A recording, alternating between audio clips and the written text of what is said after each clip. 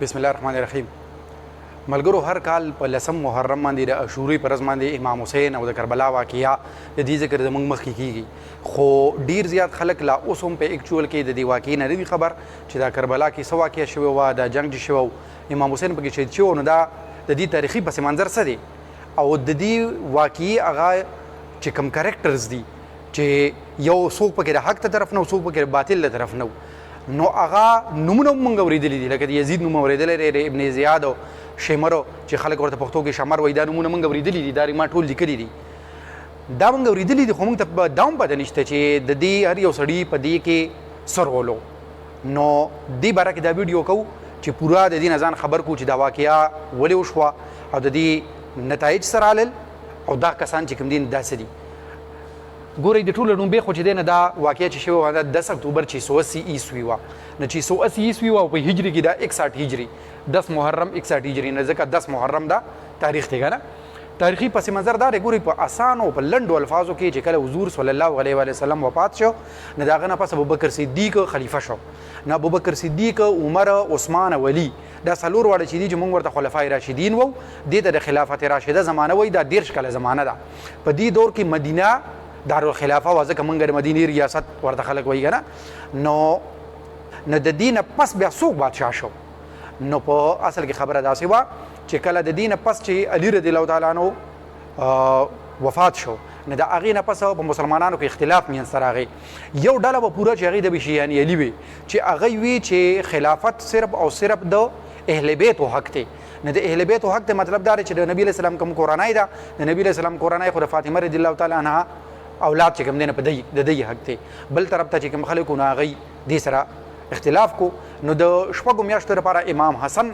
د علي رضی الله تعالی عنه زوی چې و نو هغه خلیفه شو، خو هغه چې بل طرف ته بنو امیه چې و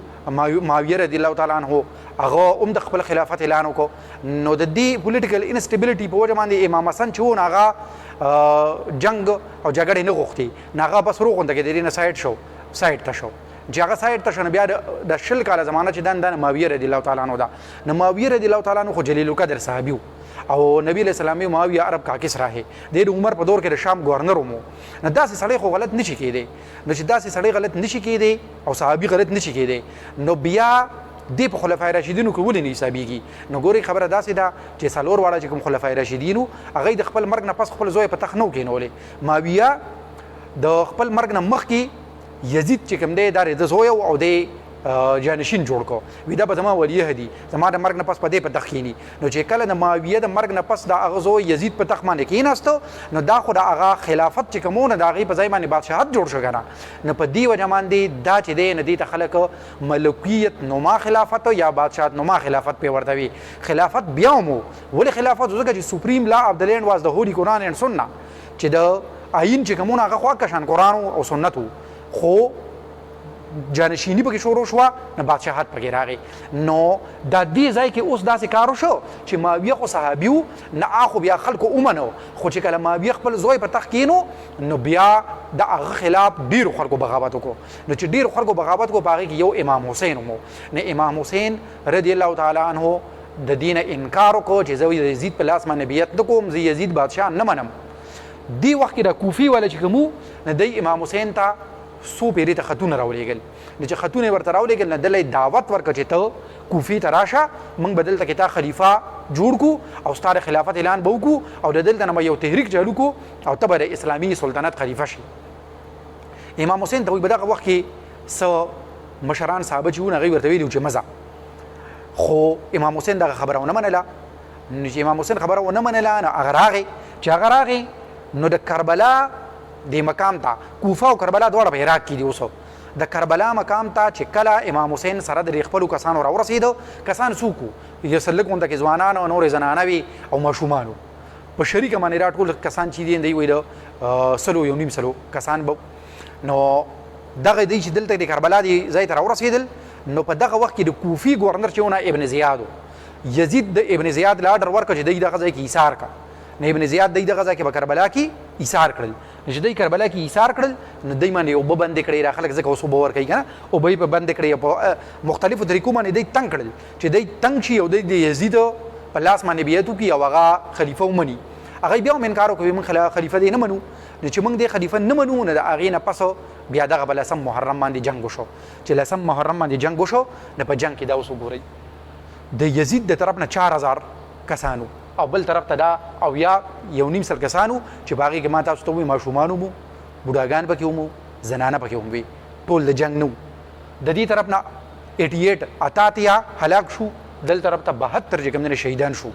دې ته موږ هلاک ځکه وو چې دوی په ناحقه باندې او په باطله باندې وو د دنیا لپاره جنګ کو هغه په حق باندې وو نو دا 72 کسان چې دین دی شهیدان شو بده کې امام حسین مو دی دغه ځای کې دا ظلم وکړ چې دی بیا امام حسین غونډه کې سړی چې هغه د حضور صلی الله علیه وسلم د زړه ټکړه وا د فاطمه رضی الله تعالی عنها زیو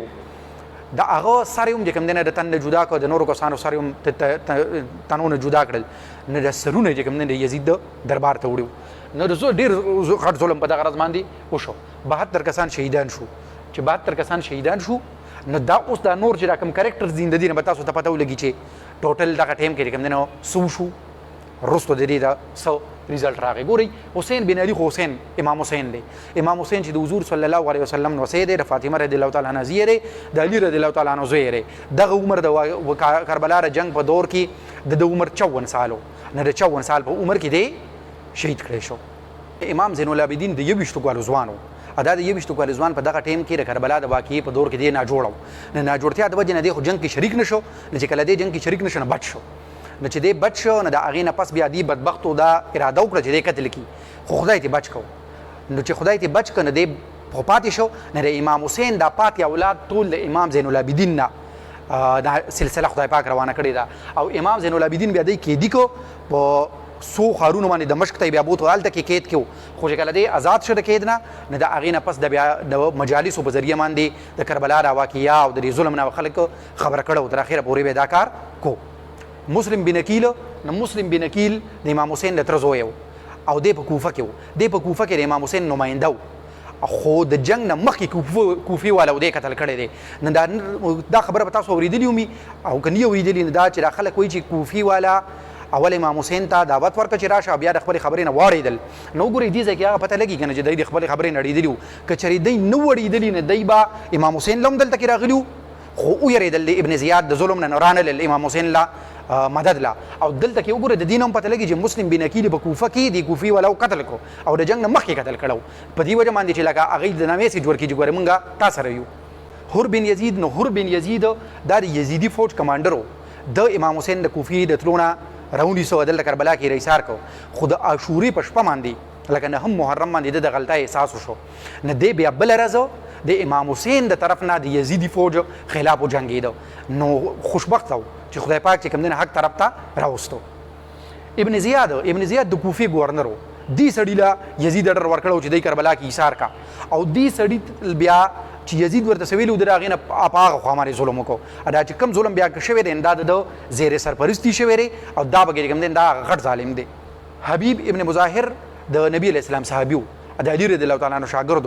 د امام حسین ته خطونه را لېږلي چې ته کوفي ته راشه شمر دکه د ټولو نه غټ ظالم و دی د یزیدي فوج نایب کمانډر و او دی په د یزیدي فوج کې ګورې ومو دوره کمانډران او خلک چې هغوی ګورې امام حسین باندې چا توره نه اوچتوله د نیزې غزار یې پرې نه کو دا شمر هغه بدبخته دی چې د په امام حسین باندې د تورې غزار کړی و هغه یې قتل کړی و بیا د هغه سر د تنده جدا کړی د هغه شمر عمر سعد د مشهور صحابي سعد بن ابي وقاص زیو سعد بن ابي وقاص هغه صحابي چې په اسلام کې وړومبې غش هده ویشته و کنه نو دا د هغه زیو خدا بدبخته چې کوم دی نه دی هم د یزیدي فوج د طرف نه و د هغې کمانډر او دی د کربلا د واقعي نه 15 کاله پس بیا د مختار سقفي چې کوم دی نه په انتقام کې قتل کړی مختار سقفي پکې ډیر زیات اهم کریکټر دی مختار سقفي هغه سړی و چې د جنګ کربلا په دور کې دی په قید کې و د یزیدو بیا چې کله دی د قید نه آزاد شو نو د ځان سره یو لښکر جوړ کو او دا عهد یې وکړو چې موږ به امام د ټولو قاتلانو د دې ظالمانو نه د امام انتقام واخلو او تاسو ته دا پته چې ابن زیاد غونته سړی چې د کوفي ګورنر و دا شمر د ټولو نه غټ ظالم چې و قاتل چې و او دا عمر سعد د درې واړه چې کوم دی مختار سقفي په دغه انتقامي کارواو کې قتل کړي نو مختار سقفي لکه په دغه ټیم کې ډیر غټ کار کړی دی ادا مختار سقفي په خپله د کوفي په مسجد کې بیا عبدالله بن زبیر مشهور صحابي چې دی د هغه ورور مصعب بن زبیر قتل کړی نو دی بیا په خپله هم لکه داسې قتل شوی و حمید بن مسلم ازدی د یزیدي فوج سپایي نو و خو دې سپایي خو د جنگ نه پس شمر چې کله وای دا اراده وکړه دې شمرو چې زه امام زین العابدین قتلوم نو دی حمید بن مسلم چې کوم نه دې نه کوي دې پرېږده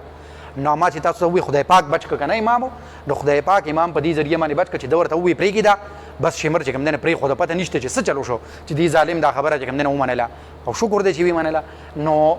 د امام زین العابدین ژوندې پرې خدا دا سړی چې د حمید بن مسلم نه د بیا توبه واسلې وا دی په توابینو کو نه توابینو ما خلکو چې بدی کې سنا سو بدی 4000 کې موجودو دی کې شاملو او هغه رسو توبه واسلې باندې دینوم یو لوی ګروپ بیا جوړ شو او دی بیا هم اراده کړې و چې موږ به د دې انتقام اخلو نه د حمید بن مسلم چې دی مختار سکپی د قتلوم اراده کړې و وی چې دیم باغی کې شامل او د خو شامل لپاره اعلان کړي د توبه واسلې و نه د خدای پاک بچ کو کی د شي د توبه په سچا وځه خدای پاک بچ کړی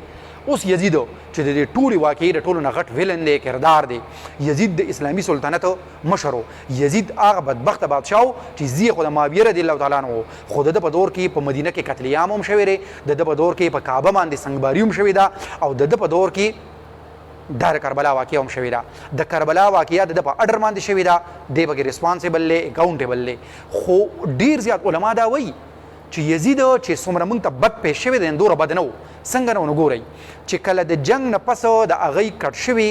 سرونه تنو سره چې کوم دی پیش کړی شو او د یزید مخې ته امام حسین سر پیش کړی شو هغه په دې باندې د پریشانۍ اظهار کړو او هغه ابن زیاد ته د کوفي ګورنر ته دا ویلي چې تا ته ما دا خو نه ویلي چې دی قتل کا ما درته ویل چې دی کربلا کې حصار کا نو دی تا په کربلا کې حصار کړي د قتلولو خبره پکې چې کوم دی دا نه و پکار بیا چې تا کم ظلم شوی دی دام نه و پکار یزید وایي بیا هم دام ده چې د اهل بیتو نورې زنانه چې کومې وي نه هغې ښه په عزت سره چې کوم دی نه دلته کې ایثار کړی بیا په عزت سره چې کوم دی نه مدینې ته رخصت کړی نو دی یوې خبرې سره چې کوم دی نه داسې کار کېږي چې مطلب دا دی چې یزید د دومره ټولې کاروایۍ اډر نه دی ورکړی هغه د هغه کړی خو د دې خبرې هرګز دا مطلب نه دی چې یزید ګناهګار نه دی ګناهګار خو دی ځکه چې د په دور کې کچرې دا واقعه شوې ده نو هم د لپاره دا ګناه ډېر دی ځکه چې عمر خو وي که زما په دور کې د دجله او د فرات په کناره باندې یو سپی د تندې لوګې نه مړ شي هم به ما نه تپوس کېږي نو خدای پاک خو به تپوس کوي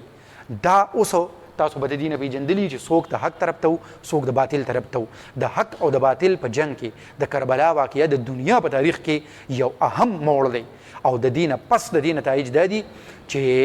دا 10 محرم باندې چې څنګه شیعهګان چې دي او هغوی د دې د امام صاحب د مرګ هغه غمرازي کوي په مختلفو طریقو کوي دا طریقې